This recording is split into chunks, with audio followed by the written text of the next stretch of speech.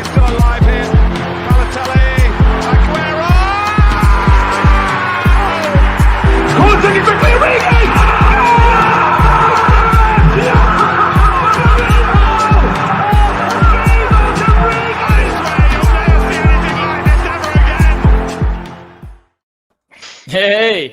Hey, what's up, guys? Happy New Year, everybody. Welcome back to another episode of The Cool Down. This is our first episode for 2021. How's everyone feeling? We're all good, man. Feeling good. Very good. I don't like that comment, Nick. I think everyone had a good break in December, so everyone decided to show up. We've got a full house today. Full house. Thank you. Thank you very much for joining us, Mossa. And you look, That's the show, man. That's the show. It's been too long. I see Bet's hair's grown, Claudia's hair's grown, Rich has got a bit of a 70s porn star moustache going on there.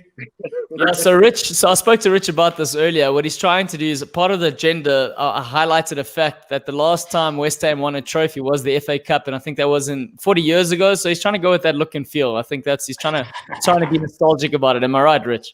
Spot on, bro. Trevor Brooking stash. That's exactly what I've gone for, man.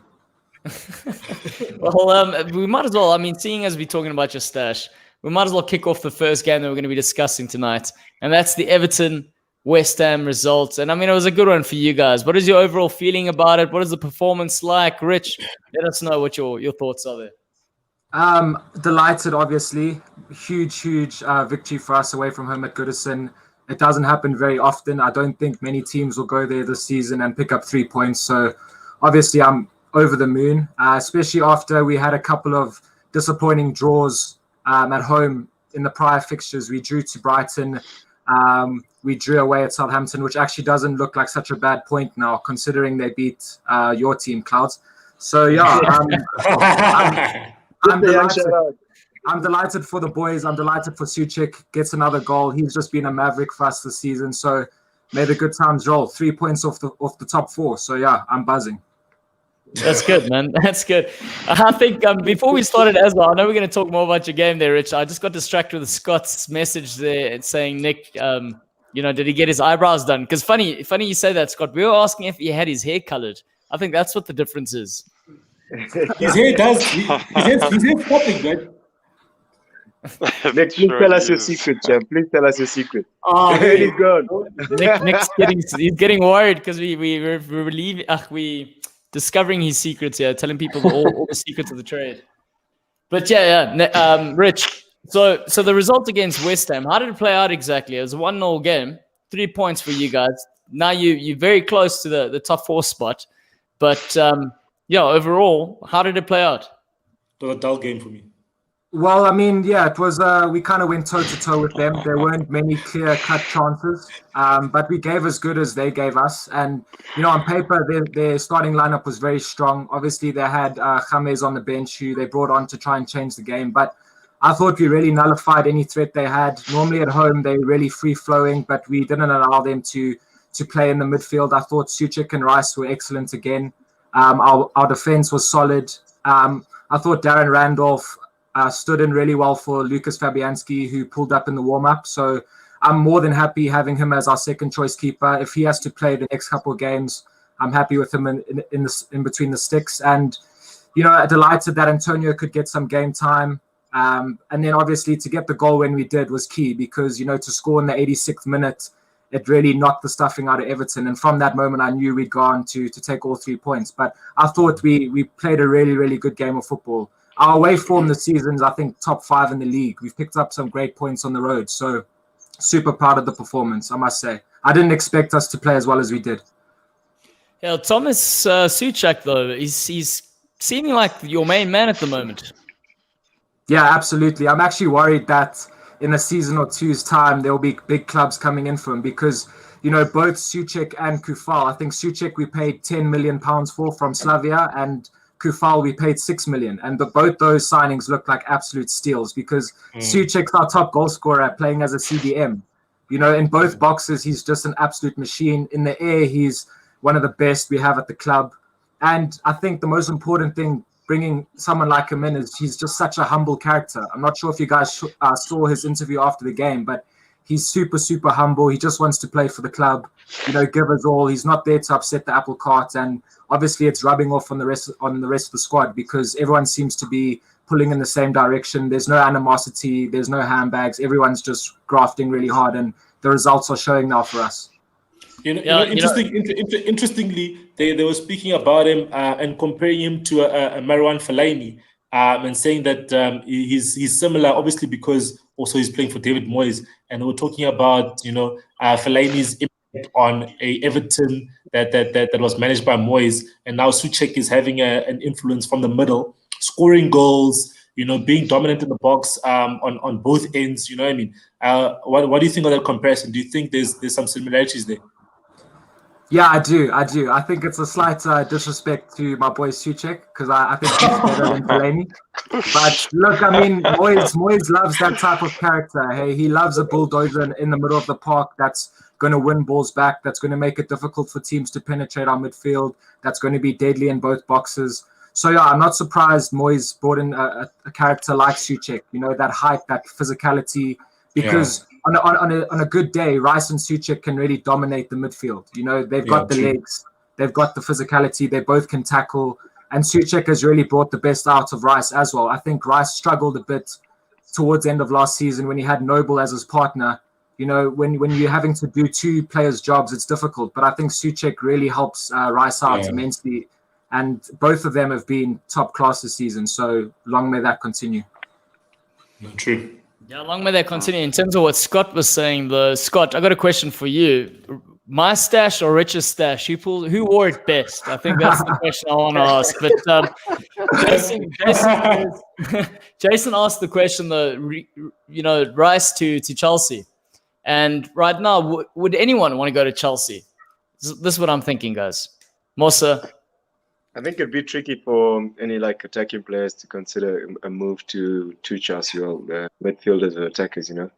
Potentially you'd have more opportunities to play if you were to move as a defender to a Chelsea team right now. But that's also, pretty tough to gauge. I think Chelsea went out to spend quite a bit of money over the past transfer season, and to find another 3 or 4 players to add to that squad is quite a big challenge for Chelsea. So maybe he could come back end of the season or between a season and a half. But for it to happen now, I think would be really, really putting a lot on his shoulders, especially given none of the current signings. You've got players like Havertz, players like Werner who aren't there, where there's a lot of question marks about them, right? And we've spent now them combined is over 100 million. So it's a bit tricky to consider more players of that position into the play. I think there is a space for Rice, especially if you think about Kovacic and Jorginho are the midfield options that aren't certain to start. So I think Rice can add value, but I think also Rich will want his money. Rich will want you to come with a 75 million, 80 million pound offer for him to accept, because he's got till 2025, 2026, somewhere there. He's got quite a long contract with West Ham.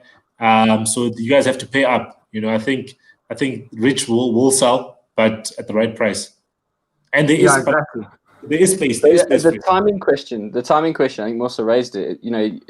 Rice is in with a big shout to make the England squad for the Euros. And if he moves to Chelsea now and then doesn't end up playing every week, could end up lose his place on the plane. And I think he's playing every week for West Ham and he's performing. He's showing his quality. I think it'd be silly for him to leave now. Maybe reassess things at the end of the season. But he's in a side where he's able to. He's a big character there. He's very influential. He's doing a lot. He can be fairly confident he's going to play a lot of football.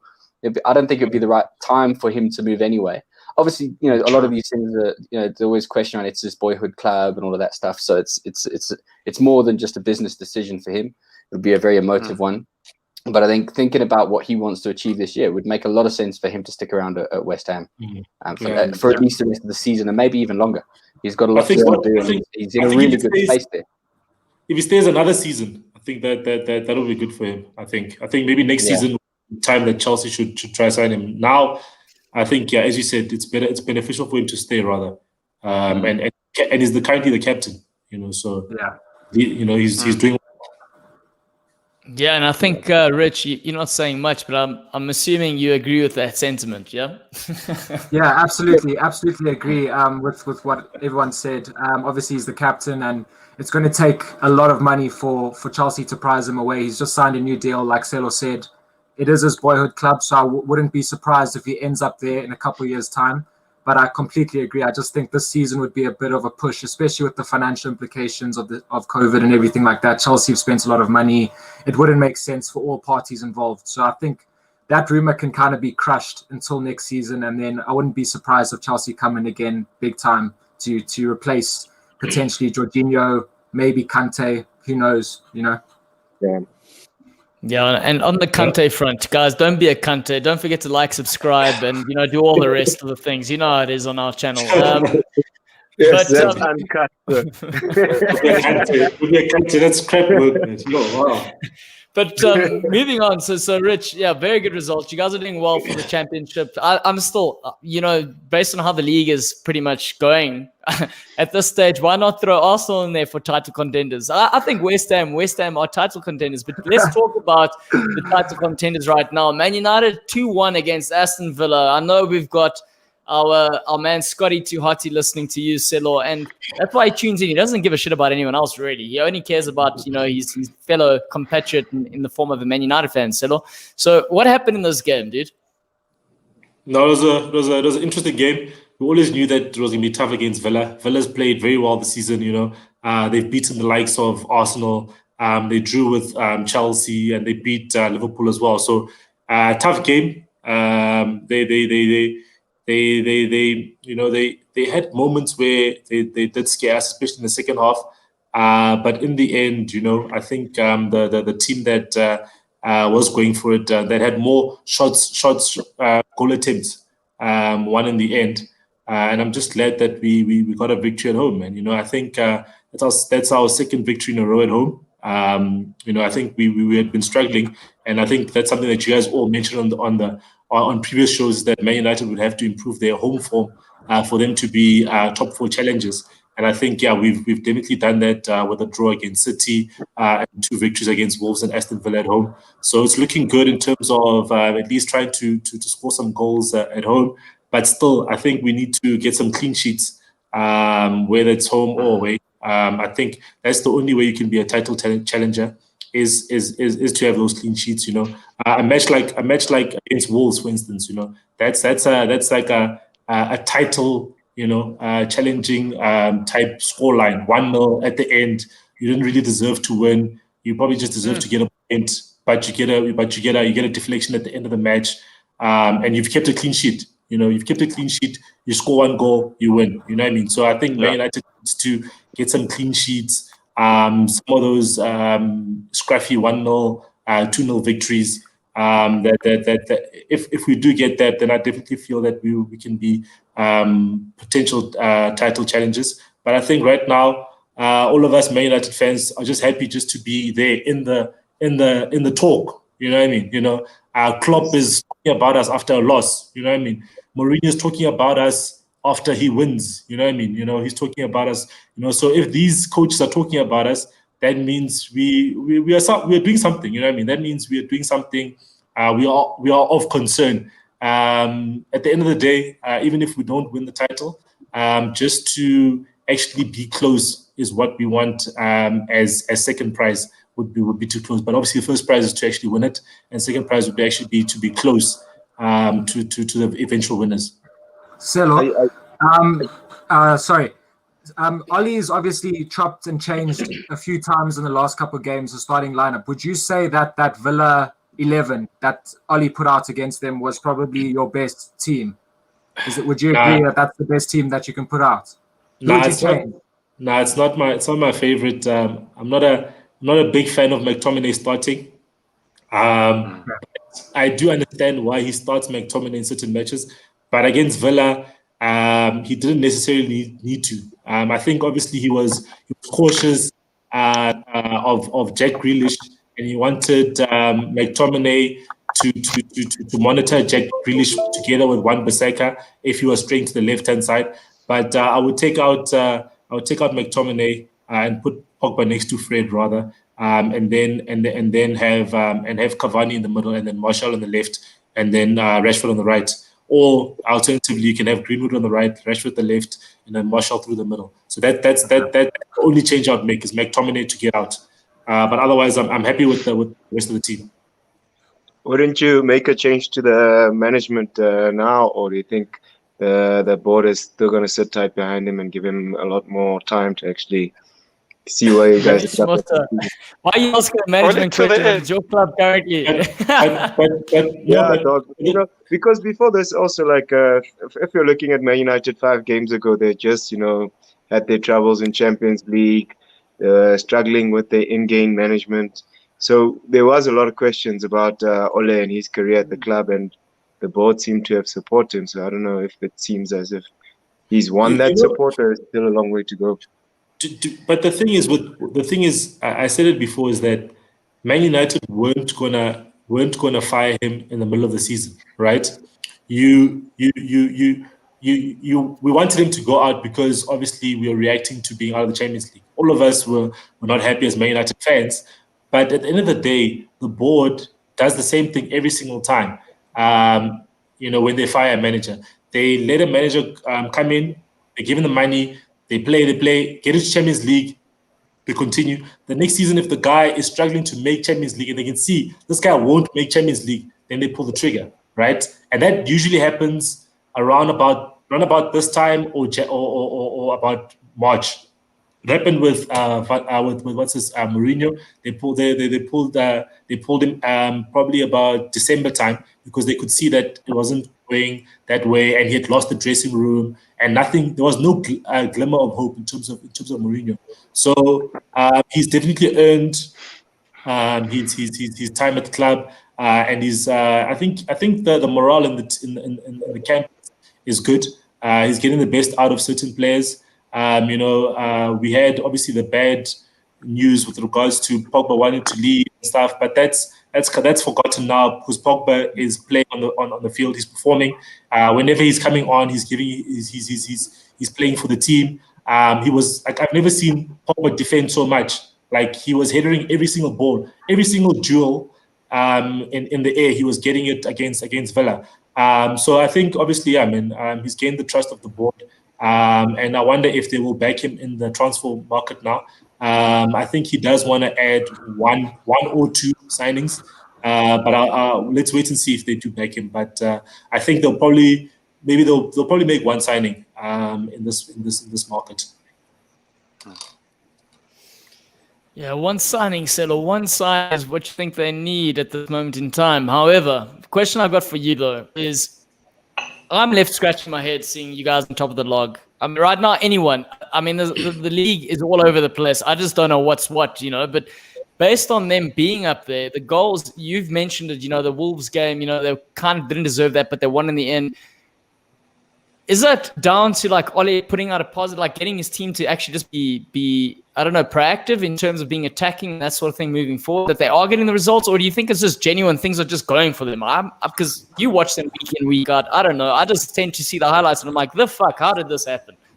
So tell me. With the Wolves game, the one thing that the team wasn't doing, they weren't moving the ball forward. They were moving the ball quite slowly, and that's where I always predicted that Wolves would be tough because historically there's only been 2 goals, I think, between us. Since they've come back to the Premier League, it's been 0-0, 0-0, and then they beat us 1-0. So it's just been those kind of matches, and we beat them 1-0 in an FA Cup. So it's just been by one goal margins. But the one change he did do about the 70th minute, he pushed Pogba up next to Bruno. So he basically played a 4-1-4-1 formation, basically, and he pushed Pogba up more so that he could play closer to the striker.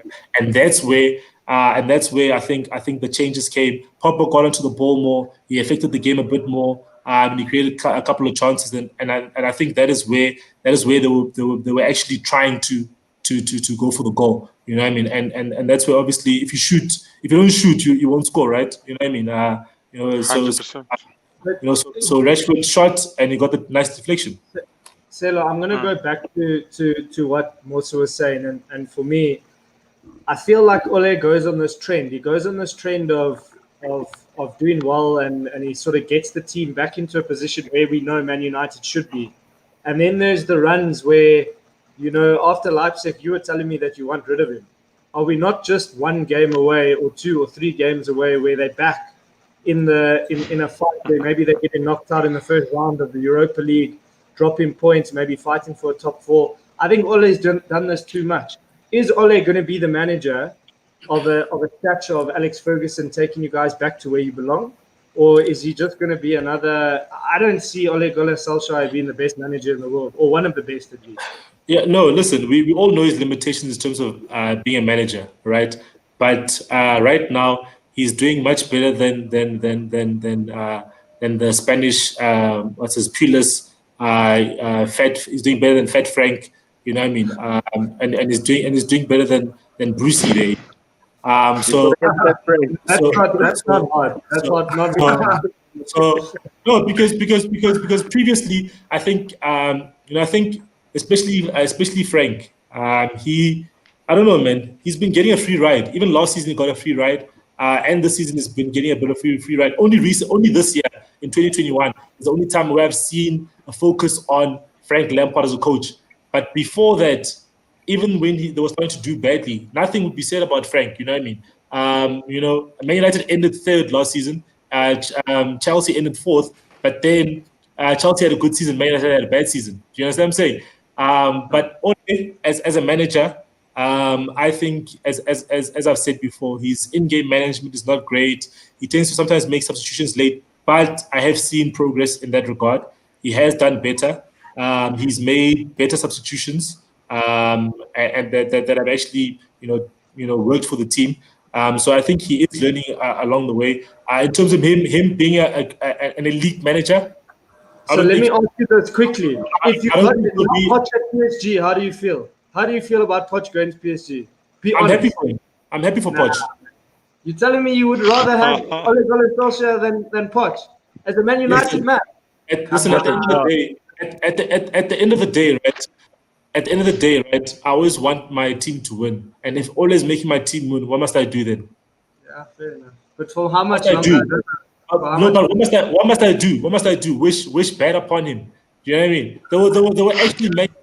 There were actually Man United fans wishing that Solskjaer would lose against City, the game after Leipzig with City. They were wishing that he would lose that game. They're wishing that he would lose the following game. They're just wishing bad things upon him. You know what I mean? You can't do that as a fan of your team. You just support I do that every day when I see Steve Bruce. I can't wait to see the back. Come on, man. Listen. Managers, players come and go. The club will always be there. Support the team. At the end of the day, those guys will come, be there for a certain amount of time, and then they will leave. And then you'll forget that there was ever a guy called Steve Bruce. You know what I mean?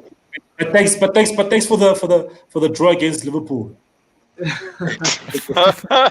Yeah, we'll be talking about that much later. I'm not very happy about that. But Matt, talking about the club staying there, managers coming and going, right? Now you guys had yourself a former Man United manager, and he seems to be doing all right. So, I mean, this Christmas period wasn't too bad for you guys. You're 5 points off the top now, game in hand. What are your overall thoughts? Yeah, I think, look, the Christmas period, we knew it was going to be tough. We did drop some points, and obviously the postponed game with Fulham puts us with a game behind. But we came back strong at Leeds. I mean, to be fair, it was the version of Leeds that does lose games. You kind of do get, there's two versions of the Leeds team in the league at the moment. There's one that comes out and does really well and plays really solid football and creates loads of chances. And then there's this one that we got, the defence. They left themselves wide open. There was so much space at the back for Kane and Son to operate, and they made hay. And so with that result, I'm really pleased. I think if we can take, it's a good way to start the new year for us, because obviously we didn't get our first game. And it was really good as well to see Kane and Son firing together again, because there'd been a couple of games where they seemed to not quite click a little bit. So it was good to see them developing their kind of psychic bond again. So it was a good performance all round from Spurs. I think, like I said, I think Leeds didn't put up a massive fight. They weren't great on the day.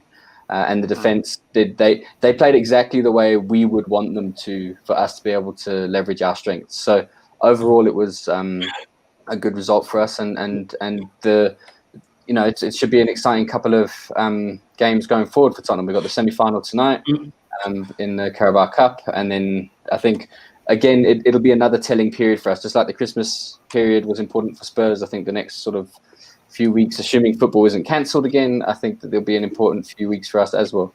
And Jason's right. I assume he's talking about Spurs, and yeah, definitely huge game for us. I mean, also for Brentford, obviously. No disrespect, it's a big game for them too. But what is it with your right backs and getting sent off?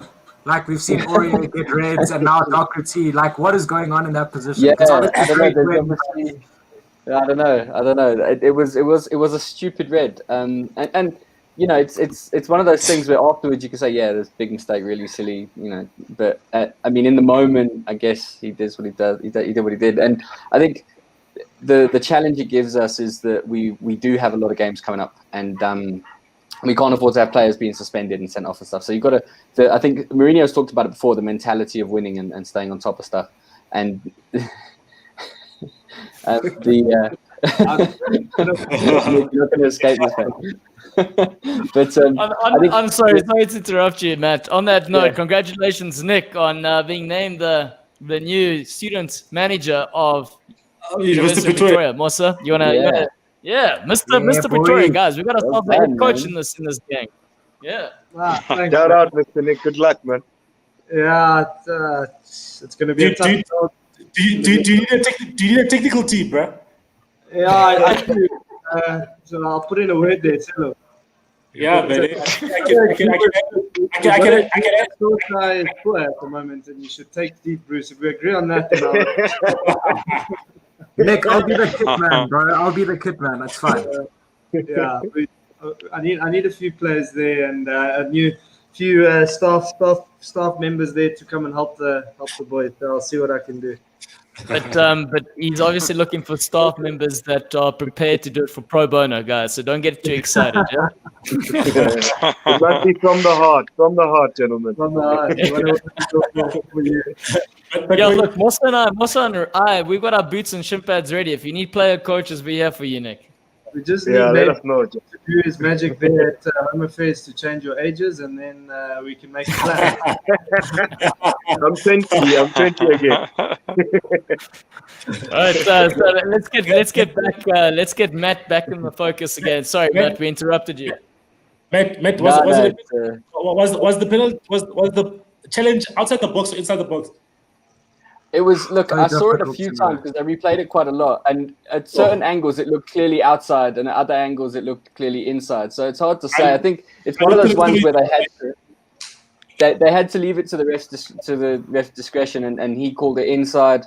Look, I think we've seen those go either way before over the course of the season. I mean, obviously, not all of us are going to get as many penalties as United. So as a Spurs fan, we've got to take what we can get. But we actually have one more than you. Yeah. Okay. But, guys, Leicester have 10 penalties. 10 penalties. Yeah, they've been. No one's and you know Leicester's penalties are all handballs. It's just, and then Jamie Vardy just going. Or Madison going to ground easily. Yeah, I agree. You know how they are, man. So, penalties are penalties. I think if it is given against us, it's one of those ones where if it had been given against us, I'd probably be feeling a bit sour. Like, you can't definitely say that's in, but you've seen them given, so we're not going to. And I think the fact that we went on to score 2 more kind of made it, fair. So overall, I don't think it influenced the game too much. I think we were probably going to win no matter what. But it was one of those cases as well where, again, you kind of wonder what's the point of VAR, because they didn't seem to spend too long deciding whether it was in or out. They just kind of checked very briefly on VAR, and I don't know whether maybe the role of VAR in that case was just to check whether it actually was a foul and not to decide where it was. Maybe that was not what was up for debate. I don't know, but it was. It was a.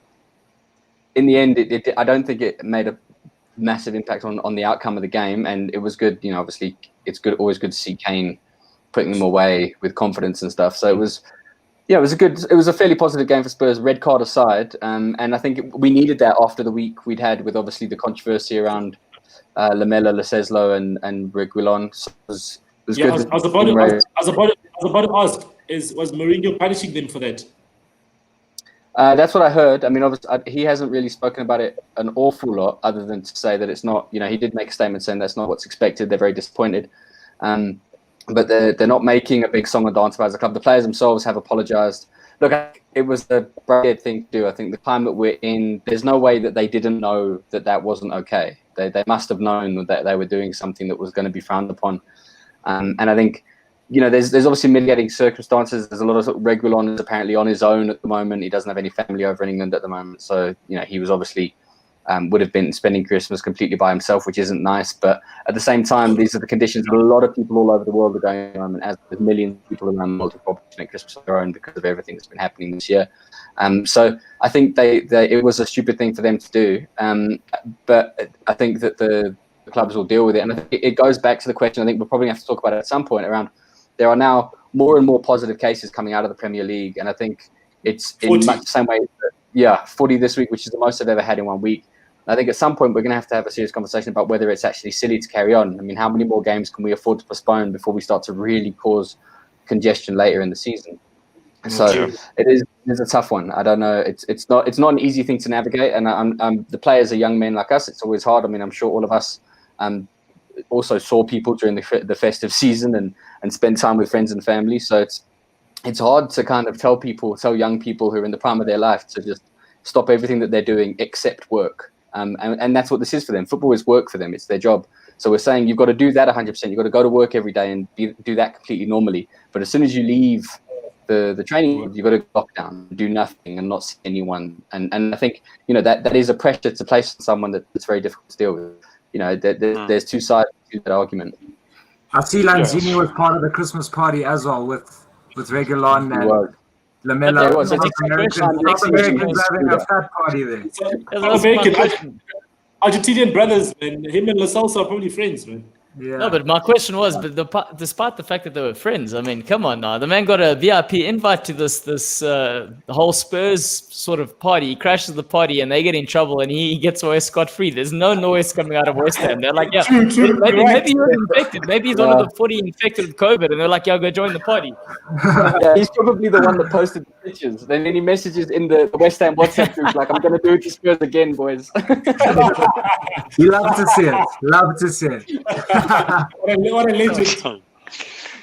So guys, he's been quiet this whole show so far, and he's just been waiting for his time. When we closed our shop this side from Goalloungetv perspective, it was a dire situation. He couldn't buy a goal. Couldn't buy a goal. And now suddenly, the last game they play in West Brom, they score 4. Lacazette scoring goals. I don't know. Is it the end of the world? Is it truly the end of the world? In the snow. In the snow, and it was nice to actually do it against Mr. Fat Sam after all those things he was saying about, not all the things, but I mean, you could see he was trying to stir Arsenal fans and probably the team as well up with all these comments about them being in the relegation battle and all that. But I mean, the fact is they are there, they were there. But again, I'm not gonna jump around. I think yes, it's good we're winning. We're scoring goals. I mean, we beat Chelsea. Scored very good goals. And the nice thing, I think Mendy's still looking for the ball here after Saka's goal. I don't know what was happening. But I'm just happy because I was just worried that there's this thing of there was no accountability, and I think probably there still isn't. And I mean, I don't know what reason he put it to the players. I mean, why he started the youngsters in those games. But I mean, geez, it was. I told you. Whatever I've been saying, play the Europa League boys. Play the Europa League. What does it do? Smith Rowe, League boy. Okay, cool. Martinez is a Europa League boy, but you know what I mean. Play the Europa League I agreed. Boys. Yeah, no, the thing is, and I agreed with you, but I agreed with you because I didn't think it was right. I mean, and I don't think anyone thinks it's right that people are not performing, and then they get to play the next game. And like Claudia said before, this is these guys' jobs. I mean, you've got to, at the end of the day, you've got to perform. And Smith Rowe, I mean, he touched the ball. I think the first 2 or 3 times he touched that ball, I could see that, hey, there's something in this guy. You know, he's offering something to our team. Just 2 touches. Willock has played for so long, and I'm still trying to figure out what's this guy good at. I know he's quick. I know he can shoot. I know he can pass the ball. I just don't know what he's good at. What does he offer to the team? And he's been playing.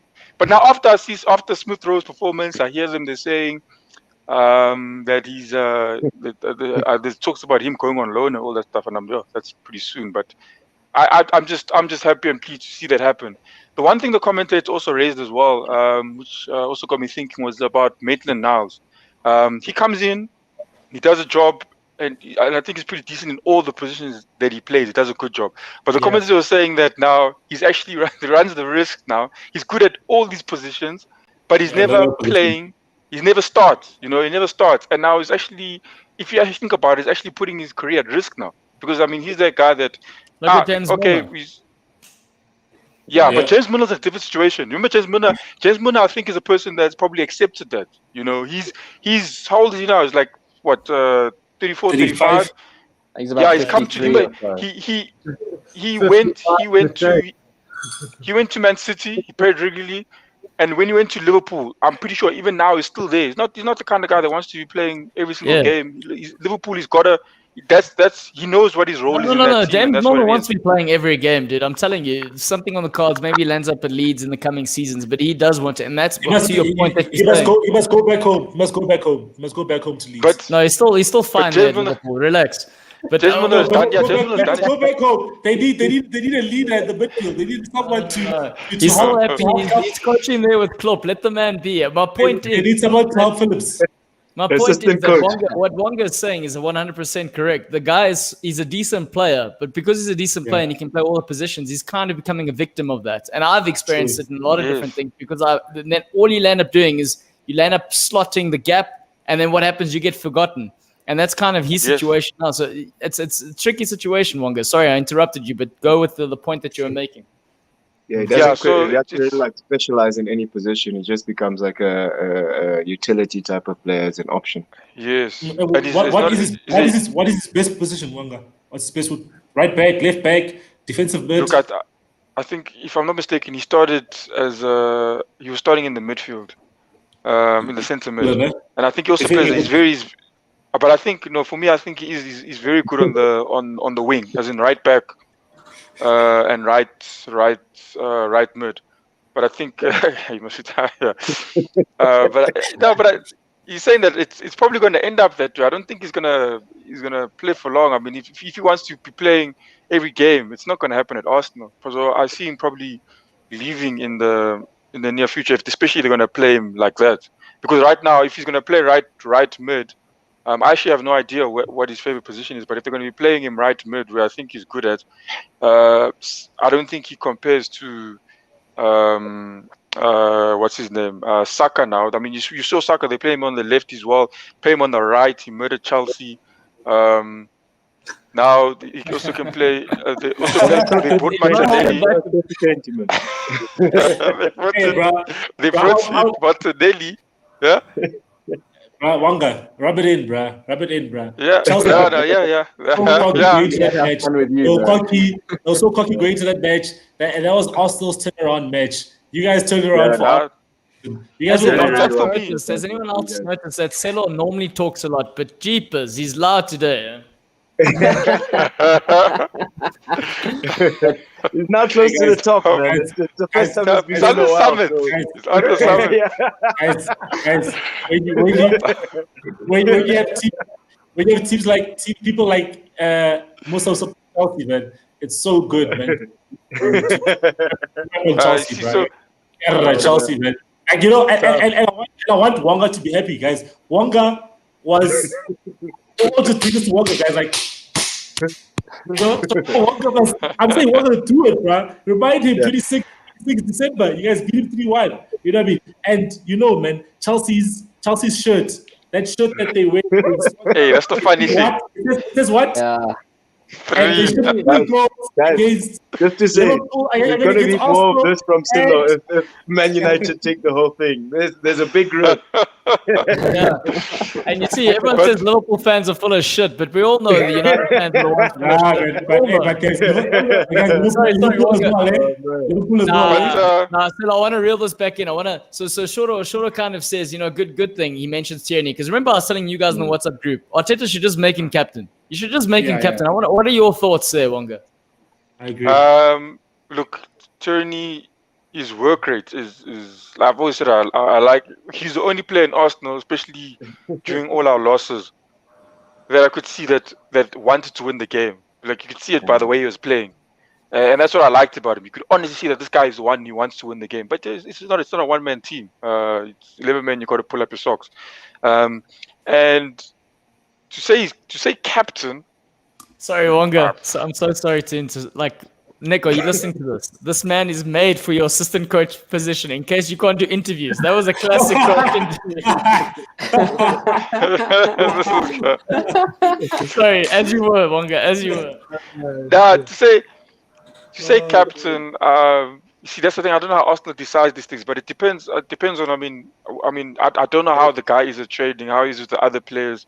You'd have to know that. But I think, in terms of the way he works, if he's also willing to, if he can put his energy out onto the other players, something similar to what Bruno Fernandes does when he's playing at Man United, something similar to what Henderson does as well when he's playing at Liverpool, when they try and put the energy out to everyone else. I think then you can put the armband on him, but I don't think you want to put an armband on someone because they're playing well.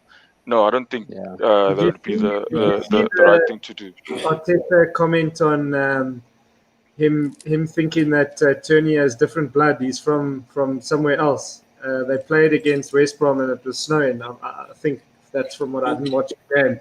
And the man, he's got shorts. He's literally got shorts and a short shirt, no undervest, Under Armour vest of any kind. Everyone's got gloves on, polar necks on the side. Guys have big beanies on, and you got the Scotsman straight out of Glasgow coming out there as if it's nothing. Yeah, Scotty would be proud of that. Scotty would be proud of that. Nah. Yeah, Scotty must be proud.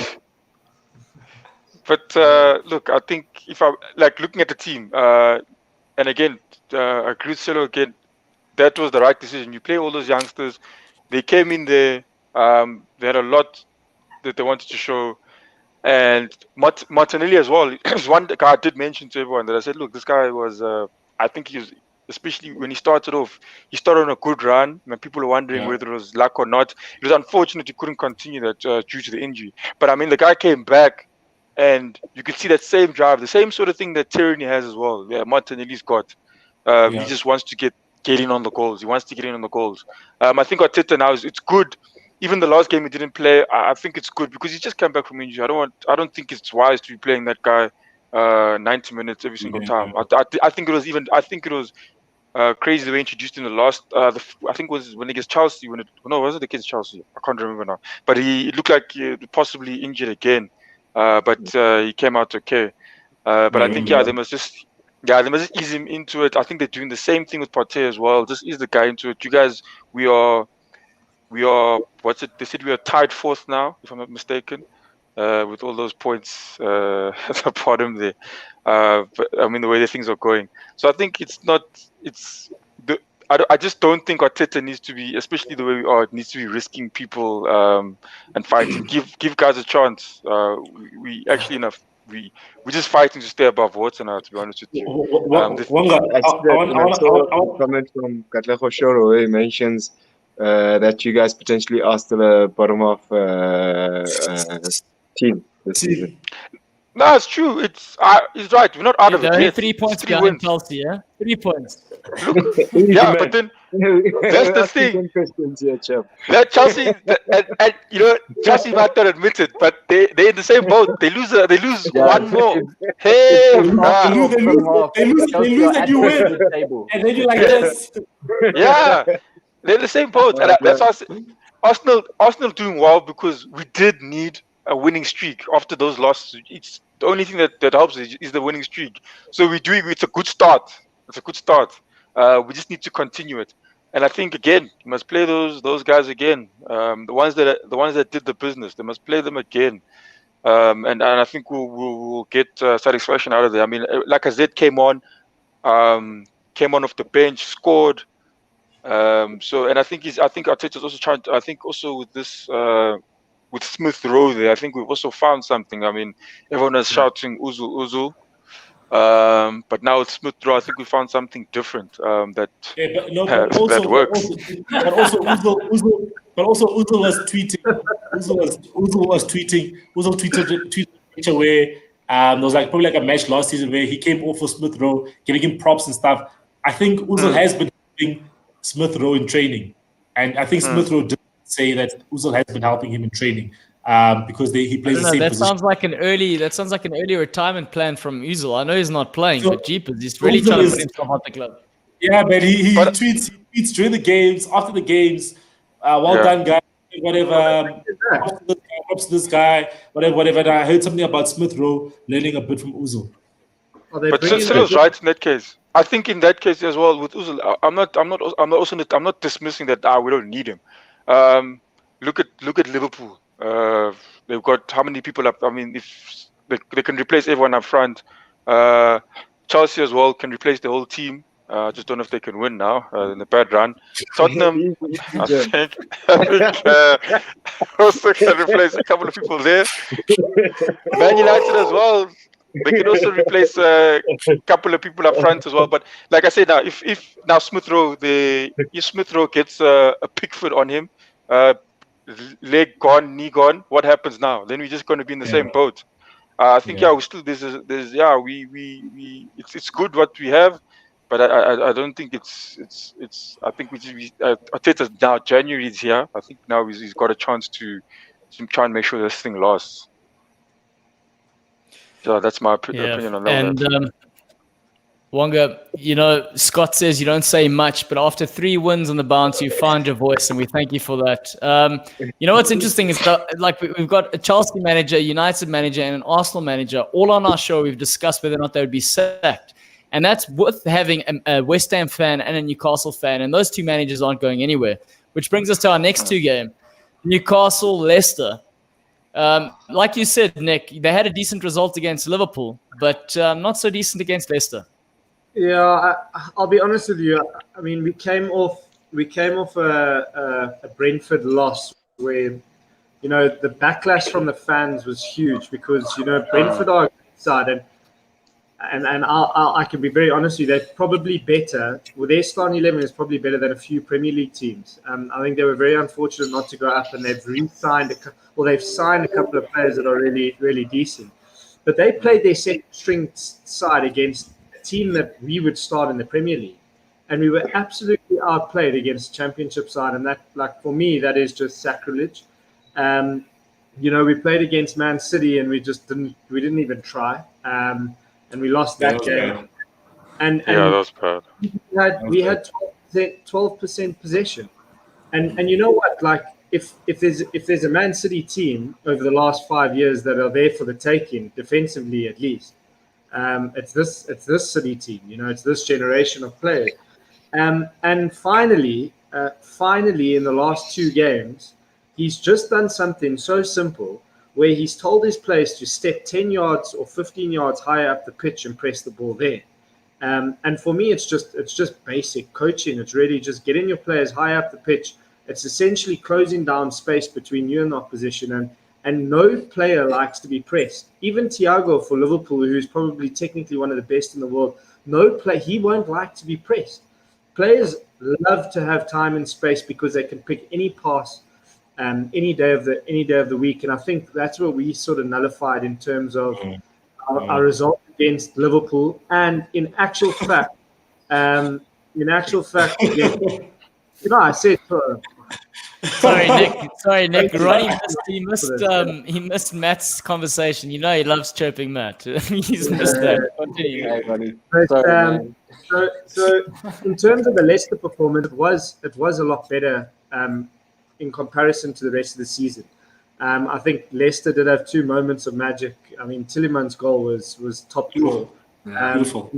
And to be fair, in the last 10 minutes, I think we had 3 across the 6-yard box with just no one sort of gambling. Yeah, We got in behind their fullbacks, and I thought we were actually better in there towards the end of the game. Andy Carroll made a big difference, and I had an argument with a couple of Newcastle fans, and I had an argument about Jolinton being better than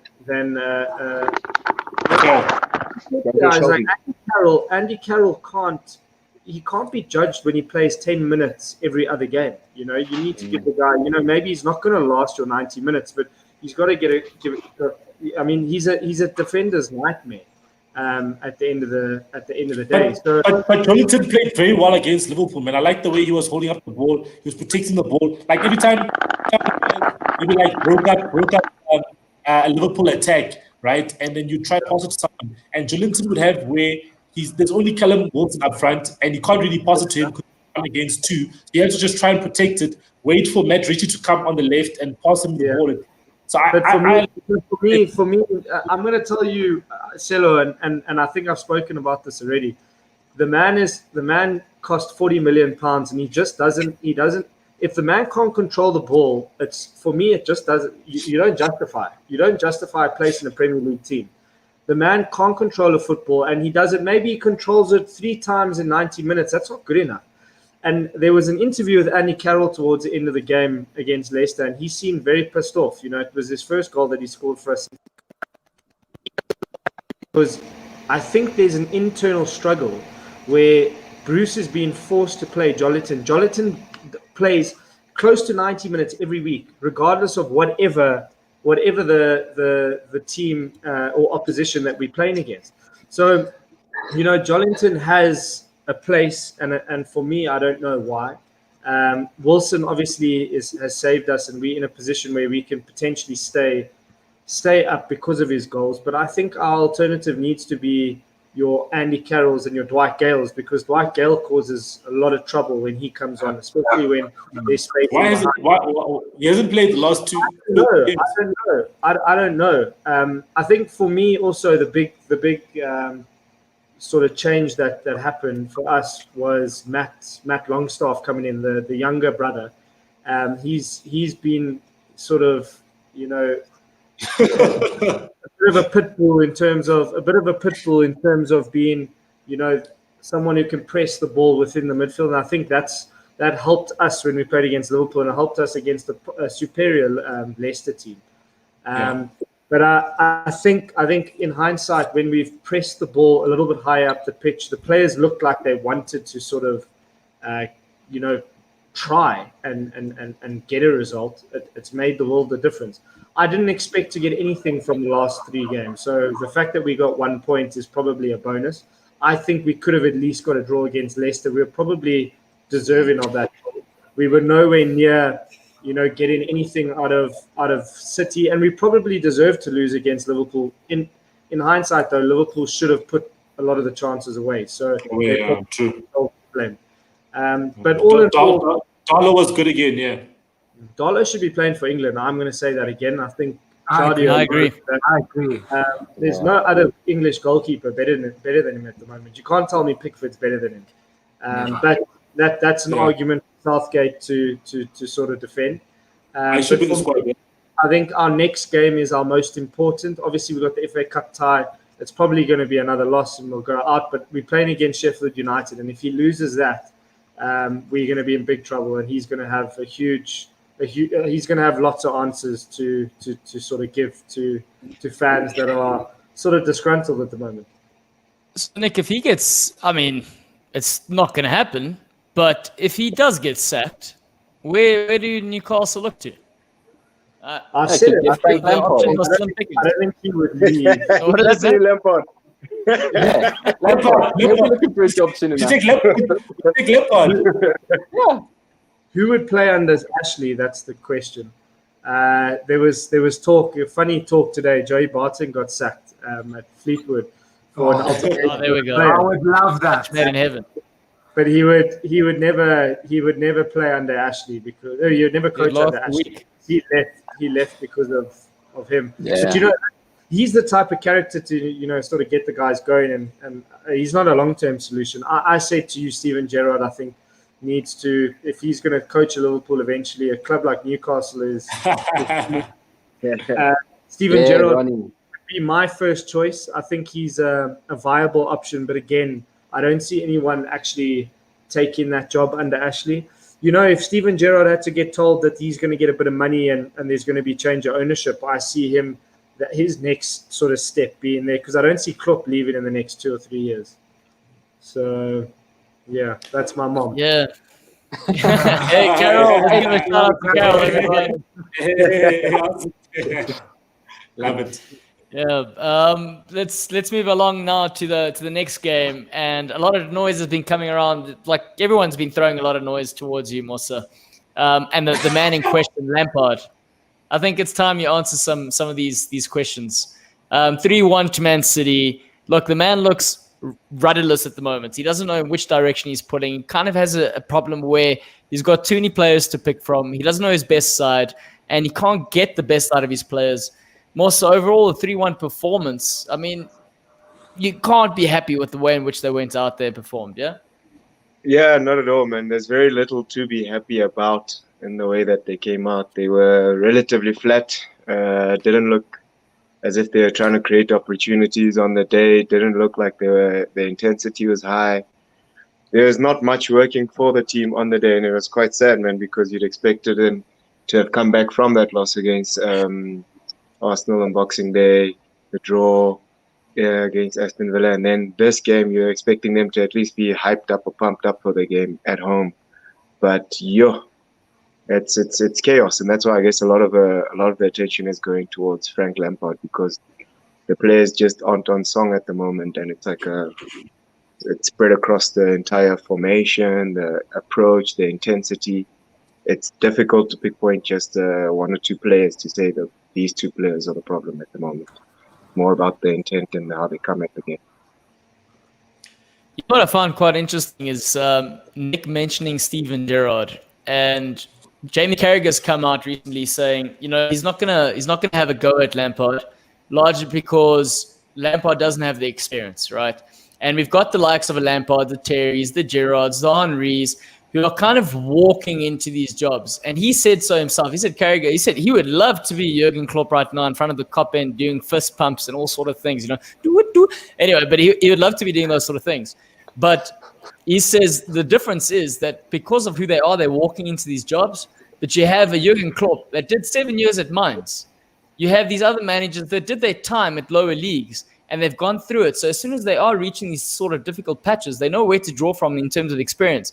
Your Lampards, your Henrys, and these sort of guys, unfortunately, they don't have that. And now they've been thrown into the job because that's what they want, because they love the job. So he's kind of, at this moment in time, being a victim of that scenario. Whereas if you take a Steven Gerrard and you're looking at him at Rangers, his assistant coach is Gary McAllister, a man with a lot of wealth in terms of knowledge and experience. Now, Lampard's sort of team at the moment, he doesn't have that. He's not leaning on anyone. He's kind of gone in there because he's a man of such strong conviction going, I know what I'm doing. But now kind of, you know, things are a bit wobbly and he doesn't know where to go towards. At least that's the feeling I get. Yeah, I guess it alludes to that pressure that is off of his shoulders that Silla had mentioned earlier, that, you know, last season Man United did end up third and Chelsea did end up fourth, but the pressure and the spotlight wasn't on Lampard. And that was, it was kind of a sense like he's bringing into the club, you know, he never had transfers. He has working with the material he had before. This time he's been backed with a lot of money, and we're looking to see that come to fruition in a style and an approach which he'd define, you know, with that team.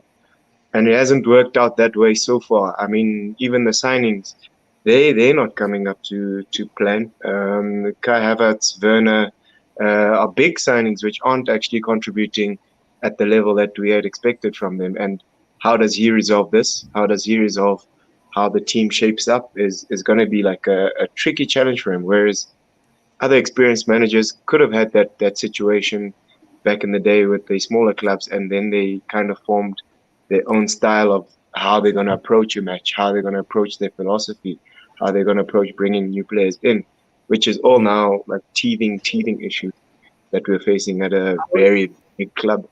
Musa, I was watching sort of where Alan Shearer and Ian Wright speak at halftime and after the game, he had questioned something you had questioned about Man United players in the past. Is there was no sort of desire from it was lacking. There was a lack of determination, desire, wanting to win at all costs, and it was almost like the players were going through the motions in that first half specifically. Sitting on the great side, but I think Lampard would need to question that. I don't know if you agree with me.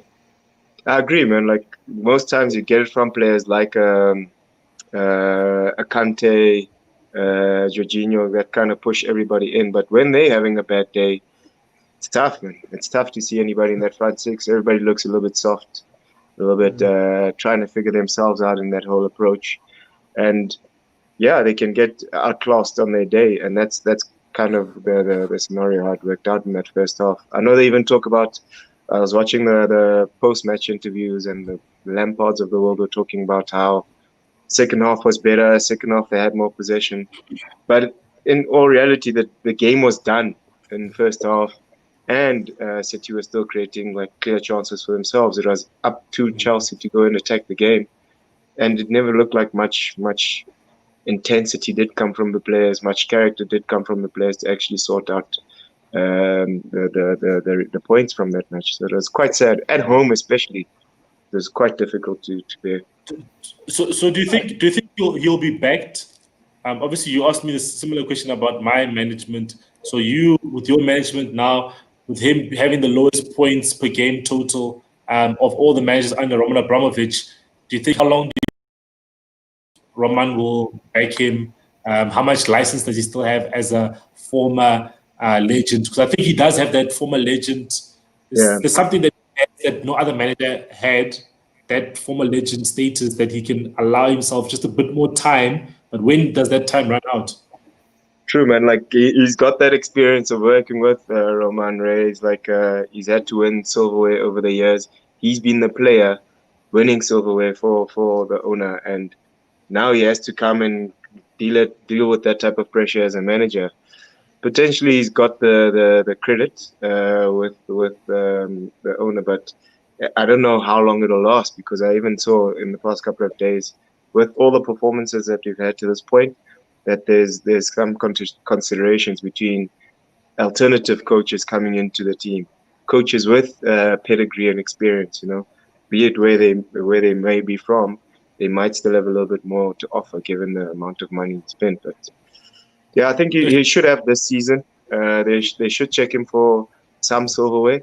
If he doesn't have any silverware by the end of the season, it might be his day at Chelsea, which is unfortunate given the legend. It's a tough one to chat about it at this time of year as well, because the games are so packed in and momentum is so fierce, and you have a bad week at work, and then suddenly you've had 3 bad games, and you look at Arsenal for the contrast. Arsenal have had a good few games, but it's a short period of time. They've only been playing well for about a week and a half. But that's changed their outlook completely. And it's for Chelsea, it's only really 3 or 4 games where you haven't really seen them at their best, but it's in such a short period of time that it really sticks.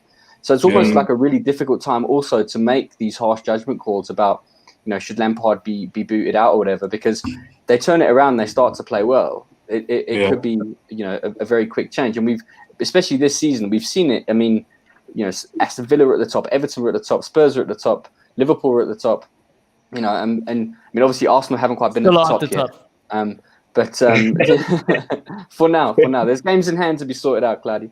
But I think this is such a crazy season that Chelsea could turn around, win 4 on the spin, and be right back in there. So I think it's really hard to kind of say. A couple of weeks ago we were all saying Arteta's a dead man walking, and now look at it. You can't touch him. So it's really kind of hard to say what's going to happen, especially now.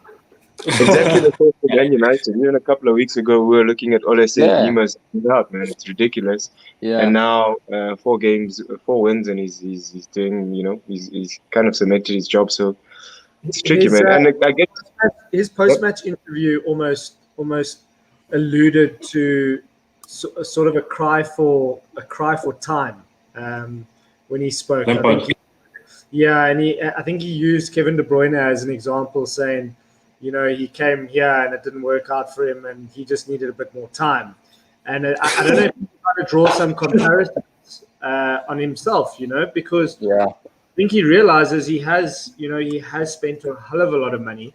And, it is the toughest job in the world to rely on 11 players plus 3 to ensure that you keep your job. But it is very unfair. Obviously, I'm sitting from a coach's perspective, and it is because you can't instill. Yes, you can. I mean, you can instill values of desire, determination, aggression.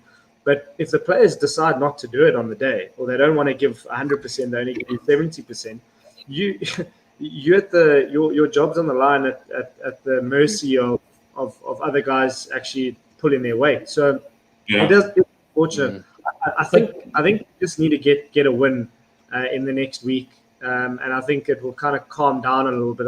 They played Arsenal and City in the last 3 games. And Villa's also tough. It is. Yeah, So, but 2 against Villa, which was fine. This is all in all the outcome of losing to Arsenal. We lost to the wrong team. If we had lost to just Man City and Villa, it would have been much better.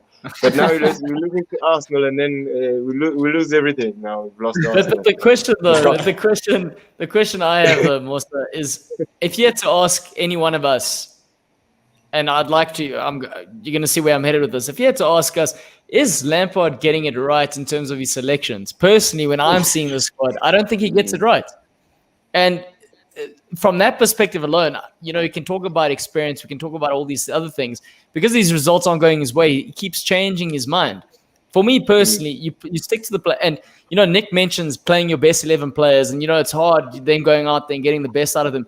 The issue is when you have your 11 best players, you need to be playing them whether or not you're getting results, because then you've definitely putting trust in those players, and then eventually those players are going to turn around and fight for you. But right now, when you keep changing and chopping, like you've got your Giroud who scores 1 week, and then you've got another player who scores next week, but you keep, no, I need a rest. When you keep doing that, the guy goes, well, why should I give it week in, week out? Because when I do perform, there's a chance I might not play next week.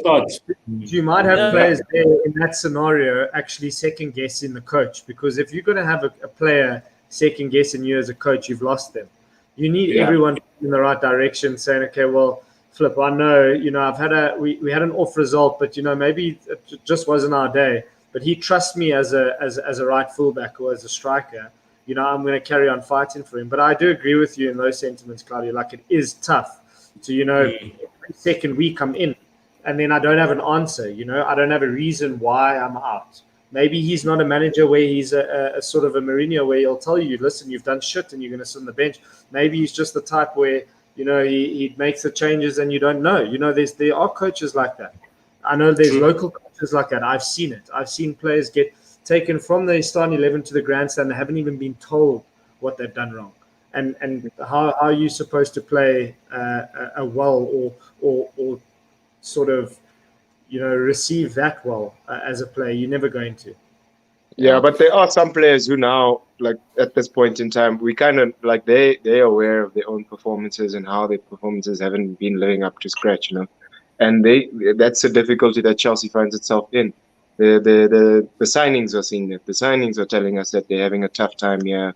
That they finishing isn't on point, and that's quite tricky for the manager then to keep giving them a chance when he can see that the team is losing points because of these guys off the field. Exactly. And you want them to build their confidence, but it's a catch-22. You're going to pay Werner. You've got Werner, I don't know how much he came for, 70, 80, 60, I don't know what it was. 50.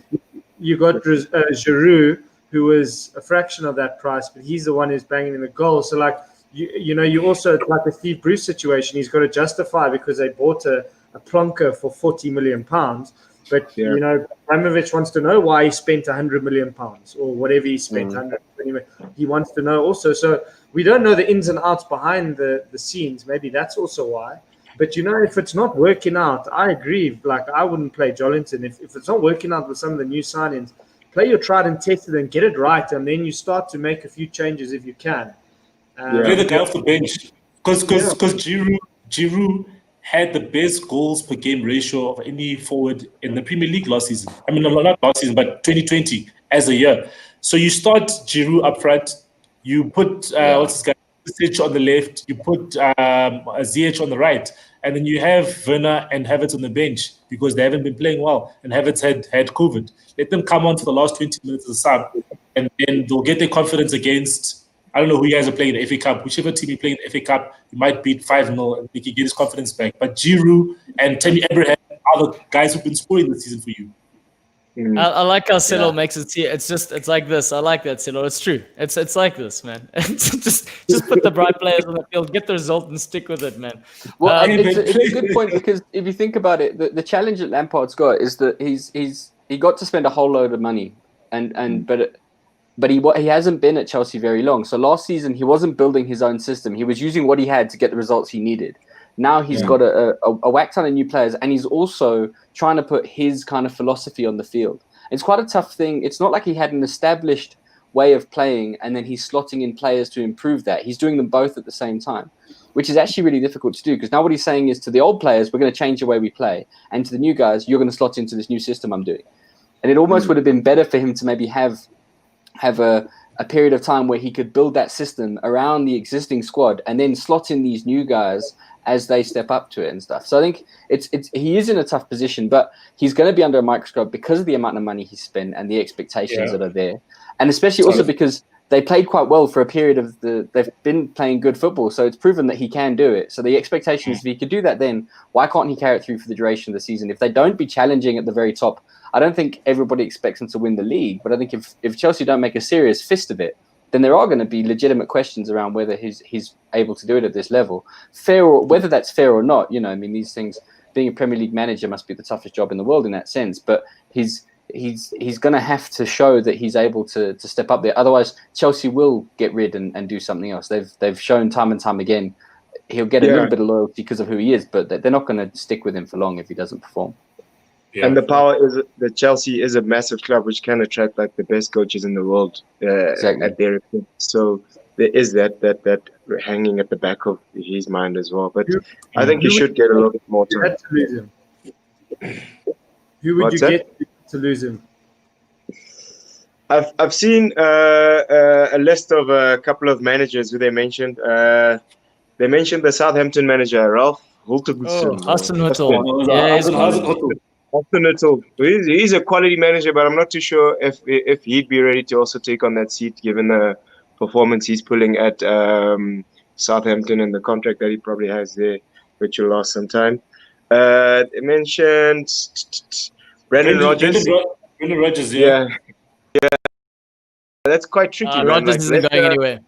And he's been at Chelsea. I can't remember his record at Liverpool, actually. At Leicester, they're literally building the club. They're saying, this is your club. And the big issue he had at Liverpool was the fact that he wanted to be the man running the club. And they were like, no, we've got this team. You got to work with the team. And for him, he was like, no, screw this. Transfer committee. No. So at Leicester, he's getting all of that. Musa, at Liverpool, the problem he had is that Gerrard decided to slip. That's what he had, the problem. Celo, man, we're talking serious things here. This guy. You know what? But he asked how his record was at Liverpool. I said that Gerrard decided to slip. So that's all about. So what else? Tell me, who else there, Musa? I think Thomas Tuchel. Thomas Tuchel, yeah, and that's I think that's the most exciting option in terms of the list. He's got good experience, in Europe, taking teams up like Mainz. I think he was at Borussia Dortmund, formerly at PSG. That's an exciting manager who can then also offer you the opportunities of doing well in Champions League. You missed one. You missed one. Stevie Bruce. You say you don't want to. I'm sure there's very fine print on the list. Right, before we move on from the Chelsea game, we do have a question from you from Scott Nick, and this is posed to the new gaffer, like he says. What kind of coach will he be at Pretoria, University of Pretoria, Nick? I think in terms of, I think the man management part of the game is very important, especially like with Musa and Claudia. You've been there longer yourself. Managing student athletes is a different kettle of fish. It's not necessarily, we've got professional players. These guys are studying and then also playing at the same time. So just managing the expectations in terms of getting down to training and then what sort of goals we want to achieve. In terms of how we want to play, obviously we want to play a nice brand of football, but I need to see what we have and what players are available, and then create a philosophy based on what players we actually have. Because there's no point in me saying I'm going to go play like Pep, and then I got guys who can't pass a ball. So we've got some quality there that I've worked with already, and then obviously I need to see what I'm inheriting, and we are starting after the 15th, well, after the president talks. So once he speaks and lets us train again, then I will see what type of coach I'll be, and hopefully it's a successful one. I've got a lot of blueprints. I'll just DM you, Bum. Okay, all right, Klopp blueprints. Thank you. Anyway, sorry, guys. This game, yeah. What to talk about here? I was excited. Danny Ings, the former finish. Liverpool player. Hey man, he's after his injury, he wasn't himself, but he became himself again against Liverpool. Man, listen, guys, Danny Ings is a quality player. He's a good player. It's just the only doubt you'd have about him is the fact his injury record. That's the only issue he has. But Liverpool, the last 3 games, we haven't been great. We've been terrible to watch. It's almost like when Newcastle playing Man City, you switched it on, you knew exactly what you were going to get, and you're like, like we're watching Liverpool right now. The big question is in the final third. But starting off with the Danny Ings goal in particular, Trent, we're classing him as the best right back in the world in terms of attacking fullback. But defensively, he's got this sort of casualness about him that is costing us points, man. It's not the first time he's done it. I mean, within 2 minutes, he should be dealing with that ball. He lets it go, and Danny Ings it's a great finish in the end. And then from there, it's hard work because let's be honest, Southampton under Rudolf is I pronounced that correctly. I hope you're keeping tabs. Well done. I mean, as well. They're a solid outfit, man. Southampton are a good side. So to go 1-0 down at their home ground, it's going to be a tough ask after that. And then you take into consideration you have Ox coming back, you've got Thiago coming back. It's throwing them straight into the lineup. These are guys that haven't been playing, and now you expecting them to get the same intensity. And then of course, we're talking our centre backs. They played Hendo at the back with Fabinho. Those are 2 sentiments playing centre back. Nothing wrong. Why do you play Hendo centre back? So he's played them centre back so we can have a ball playing sort of centre half and play them out instead of playing one of the other youngsters currently. And also when you're looking at how Southampton set up, Southampton are very counter-attacking as well, and they've got pace. They've got a guy driving down the middle, and they've got 2 attackers. They played 2 up front. So from that perspective, we're trying to take pressure off, and so we can have control of the game, which is nothing wrong. But when you lose a player like Van Dijk, I saw a tweet by your friend, Silo Sapang, saying, Liverpool's fullbacks aren't doing it anymore because teams are sitting deep. The issue is teams are always sitting deep against us last season and the season before that. The difference now is Van Dijk's not there. And I know we've got Thiago filling in the gap right now, but when we're changing passes, our biggest strength was fullback to fullback, that switch of play. Yeah. That's where got us. Yeah. We got into behind the fences. Now, last night, tonight, and the other games, it's a slower build-up. It's more of a natural, more patient. Also, like 94th minute, we need to go for something. They're playing the ball out and they're being so patient. There's a time to play. Short corner, yeah. Short corner. I don't know what the hell that was about. And then also, if we've got to dive deeper into the nitty-gritty and we're going, okay, chances created. Even United, Man City, they're creating more chances every game than what Liverpool have done in the last 4 or 5 games. I think we're only creating like 7 chances, which is something ridiculous, whereas the others are creating about 11. So then the big question goes to our front 3 again. The only player that I can see from the 3 of the players that are doing well, you've got a Mane who gives it everything week in, week out. He's going to give you a 7, 8 out of 10 every week. Salah shows up when he wants to. And then Firmino does well when you're playing against the stronger side because he can come deep and then he links us in the counter-attack. But when teams are sitting deep like that, our fullbacks are so far out wide, our strongest players get shoved down the middle, and you're not utilizing Salah's pace because he's in the middle. And I don't care what anyone says, he's not a Messi. He's not a Ballon d'Or candidate from that perspective where he can just create something. He needs space in behind to create something. And also begs the other question. What the hell is going on? You got sorry, I'm going on a rant now, guys, but you got Genie. You got Genie You got Gini who's still discussing contracts. You've got Salah who's organizing his own interviews saying he wants to move. Not saying it, but subtly putting it out there, he's open for a move. I mean, these are not good signs. But I think overall, as missing a shot. How do you feel about that? How do you feel about Salah, Claudio? How do you feel about that? Oh, I'm telling you how I feel about all this. I mean, if I'm considering Jota as well, getting injured, he puts the front three under pressure right now. No, now it's complacent. The front three can go out, they can have a shit game, and they know they're back there again. They can play again. We don't have anyone else challenging them. That's the big problem we have. But I thought, especially after I watched the first half against Palace, that you guys were back. I only watched the first half, 60 minutes. I thought, cool, Liverpool are back. Liverpool was going to run away with the league. They just blew away Palace.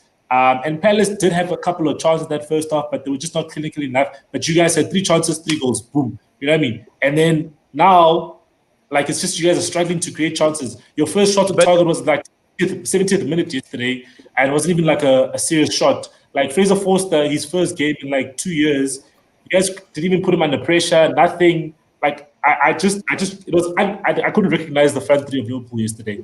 I was asking myself, is this the same team that dominated the Premier League goals for the last 2 seasons? But look, there are a lot of variables to take into consideration. Yeah, let's go back to that Crystal Palace game. They were on it. They were hot. Everyone was saying, geez, they're going to fly. They're going to cruise. Everyone. Yeah. And I think themselves were thinking, yes, we are the bee's knees. We can do this again. And I think that complacency started setting in straight after that. And to be honest, Klopp actually came out saying, 7-0 is great. But if I could have won the next 3-4 games, 1-0, 1-0, 1-0, he would have taken that. And that's the issue now. I think they've tapered off. Yeah. Sam Allardyce came in and said, you know what, guys, I'm going to do what Sam Allardyce does and park my fat ass in front of the goal and triple-decker bus. And he did that. And the problem with that result came at Anfield. That result came at Anfield, and it kind of released or unleashed rather a nerve that we didn't have for the last 2 seasons, where it's like, oh shit, can we score? And now all of a sudden, from that game, it's gone filtered through to the Newcastle game. We've had our chances, we didn't take a chance. It's gone into the next game, and it's followed through to the Southampton game. And again, one of the other biggest frustrations are if we're looking at a Man United game. Now, don't get offended. This is just what I'm saying in terms of based on where we're at. If we're looking at a United game in terms of the results that they're getting with these penalties that they're getting, Jurgen Klopp's coming out and he's getting defensive about the 2 penalty claims yesterday. Yep, there's a blatant handball, and there was that contact in the box. For me, as a purist, I don't give either as a penalty. The issue is those penalties are being given in other games, and now those are points Liverpool aren't getting because of that, and that's the frustration. So throw that in the mix, and it all starts playing. Did we get a penalty against Wolves for Conor Cody's handball? Yeah, I was going to say that. There's other sides have also had legitimate claims. I think you can't kind of say, it's moments like that where you kind of Klopp undermines that mentality thing that he's got. And I think the issue for me with Liverpool, I think complacency is a big issue, and I think that but also it's happened to a few sides over the course of this season. I think the same thing happened to Spurs. I think we hit a period of complacency that reached us. And that might have something to do with Chelsea's kind of down to Man City started off the season seemingly very complacent with who they were, and as a result started off really badly. And I think there's a lot. What's been interesting this season is that, and I think maybe it's got something to do with not having the crowds in, because maybe on days when you have a day like that, when you're a bit like meh, then having 50,000 of your fans coming at you, put a boot in, then that will maybe get you up a bit. And maybe that's why it's been easier for clubs to go 3-4 games of not quite being at their best this season. I think Liverpool are now in that phase, Spurs have been in that phase, and hopefully we're getting out of it now with the Leeds game. United for a while were very kind of underwhelming for a long time, and I think Liverpool are now in that bit, and it's important, I think, for whatever Klopp's saying to the media is probably not what he's saying behind the scenes. Hopefully behind the scenes he's saying we need to look at ourselves and really up our game, because you shouldn't be crying about a missed penalty against a side. A side like Liverpool should be able to create chances and score goals, and not be dependent upon a missed penalty. And I think, it was the same thing when Spurs played Newcastle. That's mind game. That's just the mind game he's putting out there, because now he knows, Man United at the top, and he's trying to throw that out there because we're looking at the stats. We know Leicester's leading that count, and that's all fair enough and good and well. But the point is now, if we're looking at, and Jason mentions this, I like that, Harvey Elliott's still still a youngster. Is he really going to challenge the front three? I don't think so. And Firmino, he should be getting dropped. I think at this point now, in those sort of games, when a team, he should be getting dropped. Man. He should be getting dropped in an instance where a team is sitting deeper and the game isn't changing. You kept him in the side. You loved him for like a year and a half when he never scored. What I'm saying, You were like, what I'm saying. But Now, listen to what I'm saying. was a goal, and you're like, out, get out of here. No, but you see He's now. got two. He's got two goals against Palace. Well, boy. How do you throw him away? No, you see now. It's not what I'm saying. I'm saying he should be getting dropped in a scenario when the game is 90 minutes and he's ineffective. Maybe he dropped his wrong word, but he should be getting taken off. Taken off earlier. He's ineffective. And, Klopp in the last couple of games, he's incredible. But there are certain things, that certain substitutions that he's making. For example, he's given Ox a go here. He's given him a run at his old club, Southampton. Sentimental, makes sense. But Curtis Jones has been playing the last couple of games, and he's been great. Yeah. I know he's gone for something different. He's gone for something different because an Ox is direct. But Curtis has been playing. So, if the guy's been playing all right, let him stay there. That's the other thing. Is Keita still injured? Yeah, Keita, Keita, you never know. He's going to get injured. Someone looking at him, who knows what's going on there. And Keita's huge. When he plays, man. Yeah, he's over age. But yeah, man. He's over age, bro. Starting to show now. Current situation, 44 years old. No, but Catching up with it. I think he might be. But the issue, though, is like if you're looking at Liverpool at the moment, the league in itself, it's like what you guys were saying, Matt. You guys were saying the league is extremely volatile right now. We spoke about the Christmas period. The fixtures come thick and fast, right? They come thick and fast. This season, it's coming thick and fast. That's why an Arsenal can go for relegation candidate to all of a sudden 3 points off as Chelsea. Chelsea is soon to be relegation candidates if they don't do anything in the next game. That's true. It's tough. So, it's tough with the. And for Liverpool, it's just having consistency right now, having set sort of players, guys that are coming back fit. Whether or not they sign someone, they should probably sign someone just as backup because we know Matip, another player who's always injured, super light. And the sad thing is Keita gets the brunt of all the injuries because he hasn't had to really go like a real run in. But the other players, Matip, I think, is far worse than Keita in terms of injuries. So, yeah. And I like what Scott said. My rant's over. I don't know if anyone else wants, because I can keep going. Do you want to take Jolinton from? No, but Claudio, what I can say about not just the Premier League, right? The top 5 leagues are all bunched up and tight, right?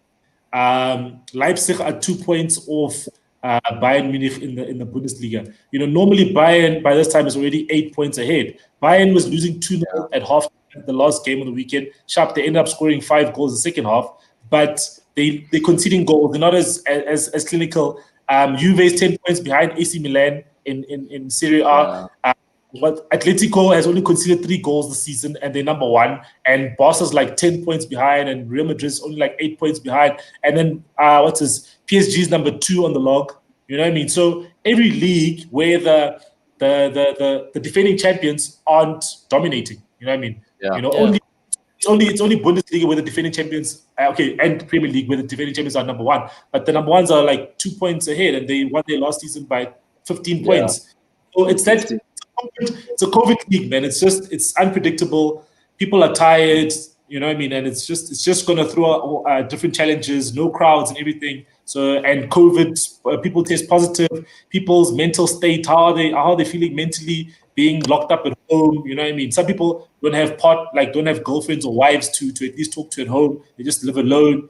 I heard a thing where Eriksen has been struggling at Inter Milan because he was sleeping on Romelu Lukaku's couch. He couldn't find a home. He couldn't find himself a house. You're telling me a footballer playing for Inter Milan doesn't have a spare bedroom? What's going on? It wasn't a couch. It was probably his at the very least, it's got to be a futon, you know?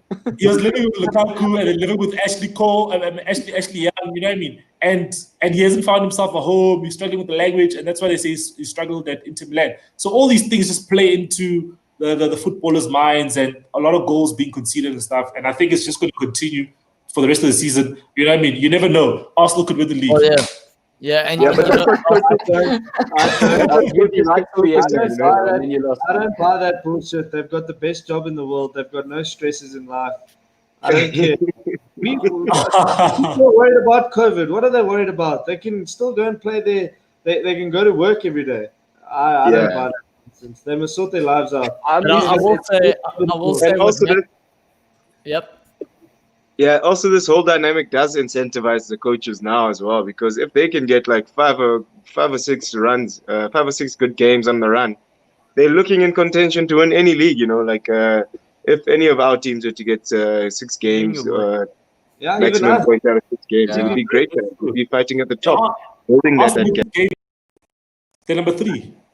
So you Yeah, say I have a exactly. chance, hello. You say I've got a chance. You've got a chance, champ. Whoa. Can you believe it? You've got a chance, my man. You've definitely got a chance to beat Europa, man. Stop saying Europa. But me and you this weekend, Wonga. We're going pound for pound in the FA Cup there. Huh? There's a lot more pounds on your manager's seat than at United. Hey, Wonga, we lost you, man. You've been sitting quiet. You've literally been on mute. We can't hear a word you say. You're mute. Oh, hectic. You guys should have told me. I was wondering why this guy wasn't saying anything. What the hell? No one's listening to me. Everyone's ignoring everything I say. You know what it is, Matt? It's because he's got so much energy from the Arsenal doing all right that he's walking up and down, he's switching his mic, he's coming back. He can't contain himself. Yeah, he switched off and then That sucks. What the hell? Nah, man. Guys, Arsenal, we're still taking it easy. All I can say is that Lampard must give Arteta a shot there. Maybe that's the experience he can give him. Those few weeks, you'll give him a bit of experience there. Arteta's been through it. He doesn't need experience anymore. He's been through it. He's been through it with COVID and all. And so we'll be fine, Nooks. Don't worry. We'll be fine. I just want to say, to Settle's point and Matt's point in terms of not having fans, in terms of what's going on with COVID, I think classic case of Liverpool right now is that they are human. 2 years of really, really doing a lot it is tiring. So they're just taking a break, and they probably just needed this kick up the backside to bounce back. So guys, don't rule them out for their title yet. And to what you're saying about the not fans, Matt, Trent has definitely one of the players that has suffered from not having the fans, and these little complacencies that were never there all of a sudden are there because of that particular fact. Right, before we end off, last words, everyone. all the best to Matt tonight in the what's this, Carabao Cup. Hopefully we can face each other in the final, man. Yeah. 6-1 in the final would be a nice result. All the best. Brentford better win. It'll be nice one. Guys. All right, guys. Remember, if you don't know what to be cool. Be Yeah. cool. Be cool. Be have a good evening, Cool, yeah. everyone. Peace. See you on Thursday. Damn.